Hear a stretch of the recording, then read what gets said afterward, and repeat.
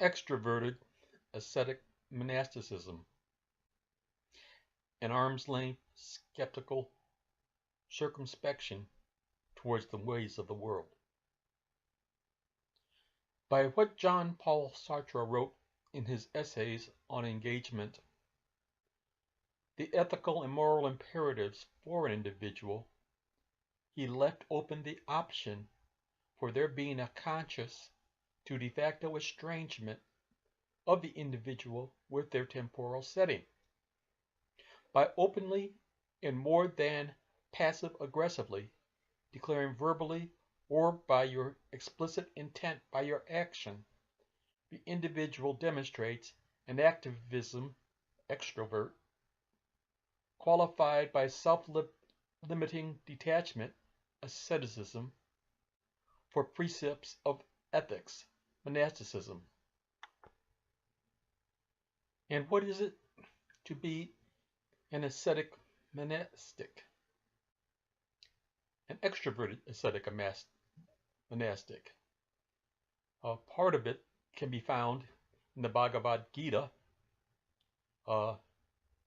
chapter 3, verse 3, where Krishna is saying to Arjuna,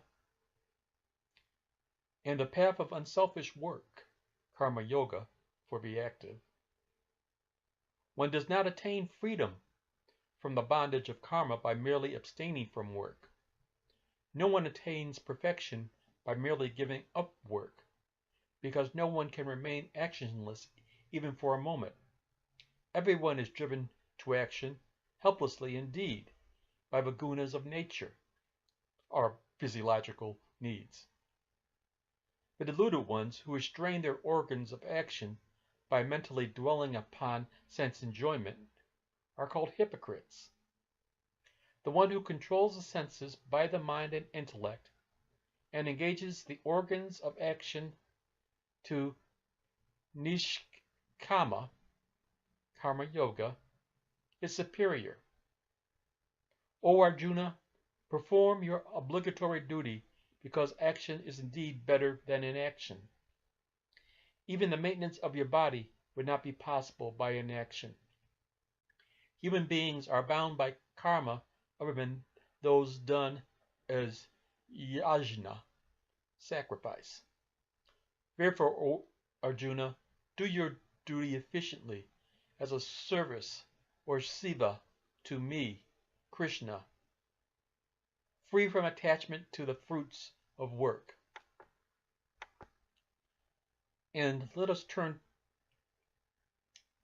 to the topic of asceticism and monasticism, which are almost synonymous terms as the origins of the ascetical life, are the origins of monasticism.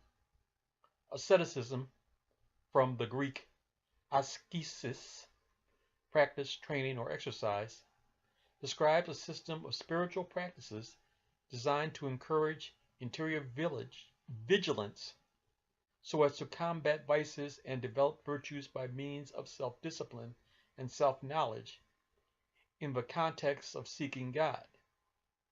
Its chief preoccupation is the desire to master the lower nature and gain freedom from disordered passions through renunciation of the world and the flesh as part of the great struggle against the devil. The religious practice of renouncing worldly pursuits in order to fully devote one's life to spiritual work also describes monasticism, from Greek monachos, solitary, alone, and is found in many religions.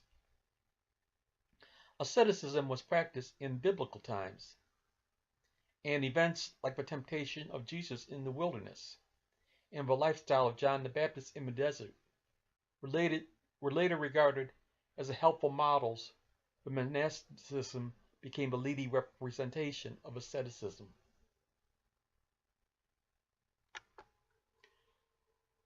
And let us question, what is it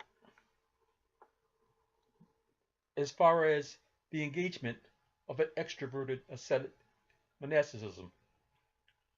Using Jean Paul Sartre, who wrote much about engagement, he said, As an existentialist, Sartre, held individuals personally responsible for vast and apparently authorless social ills.